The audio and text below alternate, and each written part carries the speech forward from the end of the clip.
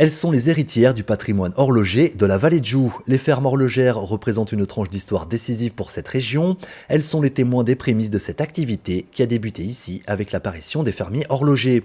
Pour compléter leurs revenus et s'occuper durant les longs mois d'hiver, certains paysans ont commencé à monter des mécanismes d'horlogerie dans leurs fermes à la fin du XVIIIe siècle. Dans ces bâtiments où vivaient plusieurs générations, les horlogeurs, comme on les appelait, ont aménagé leur grenier pour y installer leur atelier. L'espace horloger de la vallée de Joux propose d'ailleurs une reconstitution de ces postes de travail si particuliers. Pour mettre en valeur ce patrimoine, une carte recensant les 26 fermes horlogères de la région a été réalisée. Elle est le fruit du travail de l'horloger Olivier Piguet. Cet enfant de la région habite lui-même une de ces fameuses fermes datant de 1798 où il propose des stages d'initiation à l'horlogerie. Il est tombé sous le charme de ces fermes à l'architecture si particulière. Les nouvelles constructions de cette époque-là ont été avec une lignée de fenêtres côté sud, sous le toit. Donc ils ont consacré une petite partie du grenier pour y installer leur atelier d'horlogerie.